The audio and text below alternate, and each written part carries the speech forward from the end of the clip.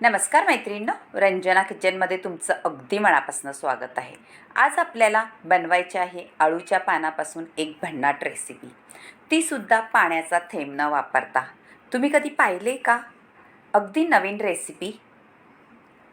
त्यासाठी मी घेतलेली आहे 10-12 अळूची पानं, मिरची, लसूण, एक कांदा. अगदी चटपटीत रेसिपी आहे आणि हेल्दीसुद्धा आहे. कोणीही खाऊ शकणार अशी रेसिपी आहे. त्यासाठी आपल्याला पिठं कोणती घ्यायची आहे ते तुम्ही पाहायचं आहे आणि व्हिडिओ संपूर्ण पहा.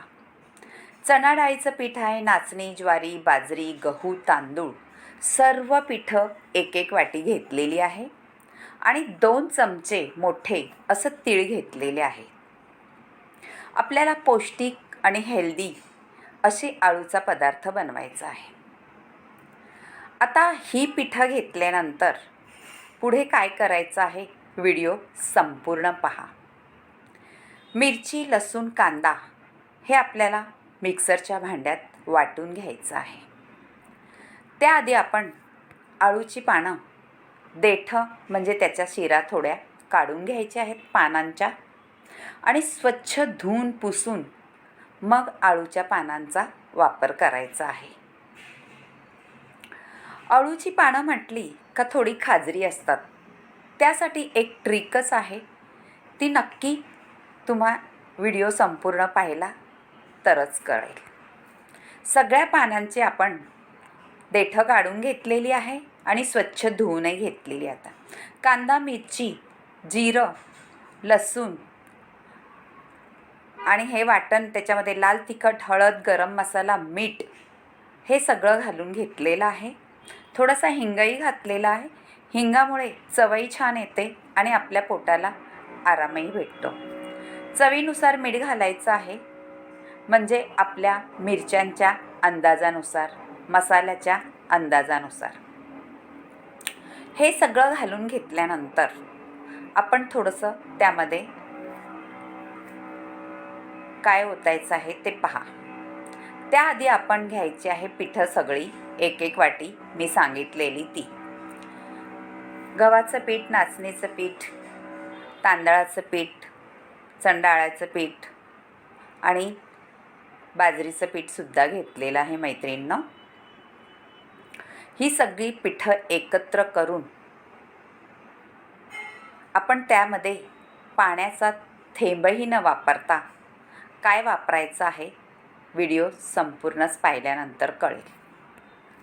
आता हे वाटण आपण करून घेतलेलं ते घालून घ्यायचं आहे. तिळही घालून घेतलेले आहेत 2 चमचे पिठामध्ये आणि हे घेतलेले आहे मी आंबट ताक.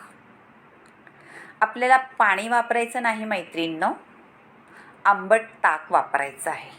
हाय का नाही एक मस्त ट्रिक, ताकामध्ये भिजवलेलं पीठ. आता तेल लावून चाळण घ्यायची आहे आणि ताकात पीठ भिजवून घेतलेलं आहे. सर्व एकत्र पीठ करून आणि 1 ग्लास मोठं ताक वापरलेलं आहे. पिठामध्ये थोडंसं 2 चमचे तेल घालून हलवून व्यवस्थित घ्यायचं आहे आणि आपल्या अळूच्या पानांना हे पीठ लावायचं आहे. पीठ व्यवस्थित सगळीकडून लागलं गेलं पाहिजे मैत्रिणींनो. अजिबात पान ठेवायचं नाही, मोकळं. आणि अळूच्या वड्या जशा बनवतो तशा आपण वड्या एकावर एक पानं ठेवून घ्यायची आहेत. मैत्रिणींनो, अगदी भन्नाट रेसिपी आहे. तुम्हाला दुसरं काहीही खायची गरज लागणार नाही. अशी छान मस्त अळूच्या पानांची वड्या होणार आहेत. ते सुद्धा पौष्टिक आणि हेल्दी. चपाती, भात, वरण काहीही करायची गरज नाही. फक्त तुम्ही ह्या वड्या नुसत्या खाल्ल्या तरी चालतील. आता अशा वड्या सगळ्या आपण करून घ्यायच्या आहेत आणि ह्या वड्यांना आपण चाळणीमध्ये ठेवून वाफवून घ्यायच्या आहेत. रोल असा करायचा आहे एकदम पॅक. सुटसुटीत ठेवायचा नाही. जेवढं तुम्हाला पीठ लावता येईल व्यवस्थित तेवढं पीठ लावून घ्यायचं आहे अळूच्या वड्यांना आणि चाळणीमध्ये ह्या वड्या ठेवून द्यायच्या आहेत. ह्याच प्रकारे सगळ्या वड्या करायच्या आहेत आणि उकळतं पाणी करायचं आहे.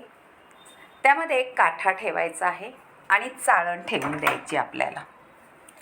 चाळणीवरती वड्या उकडायला ठेवायच्या आहेत.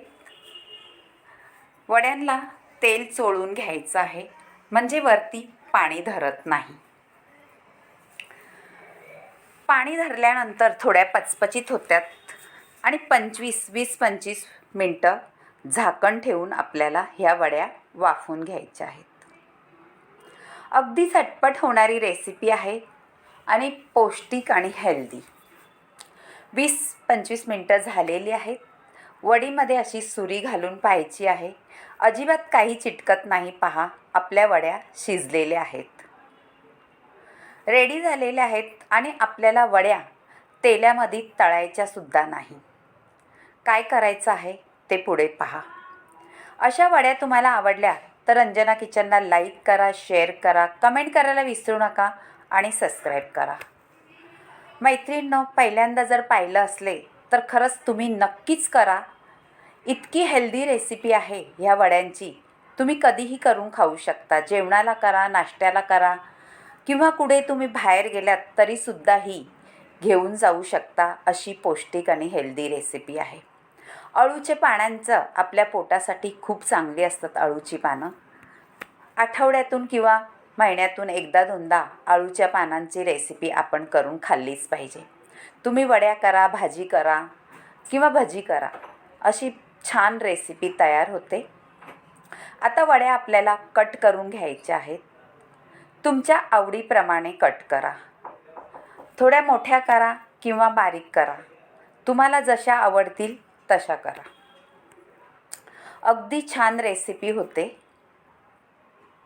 हे पहा, ह्याप्रमाणे मी वडी कट करून घेतलेली. वड्या कट करायच्या असल्या तर इतक्या भारी दिसतात त्या. आणि आपल्याला एक मोठं भांडं ठेवायचं आहे.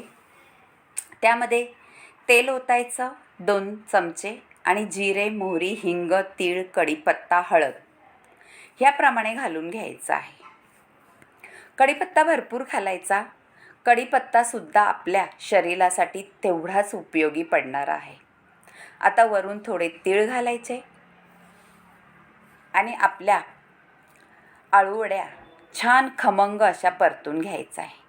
थोडंसं हळदही घालायचं म्हणजे आपल्या वड्यांना कलरसुद्धा छानच येतो. हिंग घालून घेतलेला आहे. हिंगामुळे सुद्धा चव अप्रतिम येते. आता फोडणी खमंग तयार झालेली आहे. त्यामध्ये आपल्याला कट केलेल्या अळूच्या वड्या घालून घ्यायच्या आहेत आणि छान परतून घ्यायच्या आहेत हलवून. लगेच आपण त्यामध्ये कलथा किंवा चमचा घालायचा नाही. हाताने दोन्ही बाजूला धरायचा आहे आणि पॅन वर खाली करून घ्यायचा आहे आणि नंतर आपण थोडंसं कलथ्याने हलवायचं म्हणजे फोडणी छान एकत्र होते. आता फोडणी त्याच्यावर बसलेली आहे व्यवस्थित, पहा. आणि वरून आपल्याला थोडीशी साखरसुद्धा घालून घ्यायची म्हणजे साखर घातल्याने त्याची चवसुद्धा आणखीन वाढते.